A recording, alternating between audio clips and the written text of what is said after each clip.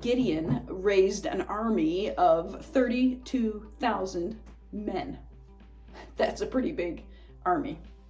But God said that he had too many men for the battle. So Gideon sorted his men and sent 22,000 home, leaving him with only 10,000. God said he still had too many. So eventually Gideon was down to a meager 300 men. So 32,000 down to 300. Not nearly enough to face the hordes that had come to attack Israel. It seemed crazy to everyone involved that God would allow Gideon only 300 men, but God had a plan to defeat the enemy. And that's what Gideon took into battle, and that's what Gideon used to save Israel. Gideon won. Sorry, spoiler alert. Not because he had the most men. He won because he let God build the army. Now, over and over, the Bible gives us stories about men and women who obeyed God and let God do the building in their lives. God's direction seemed strange, but when those men and women trusted God, they saw that God's way was the right one, no matter how strange it seemed to them. So God gave us these stories to teach us that we need to be just as obedient as these heroes of faith. Like Gideon, we need to let God do the building. We need to trust God every step of the way, or every brick, or every puzzle piece along the way. If God says to give money that you're saving for a bike to charity instead, give it. If God says to sit next to a kid who just moved into your school, do it.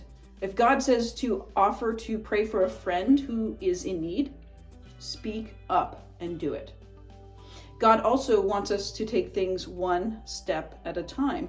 He doesn't want us to rush him or his plans. You can't skip steps building Lego. And you can't skip steps in your life. Be patient and let God do his work in his time.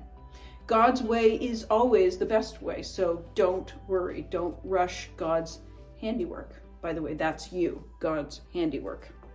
Let God build your life brick by brick, day by day, and God will always work things out for the best. Okay, let's close with a quick prayer.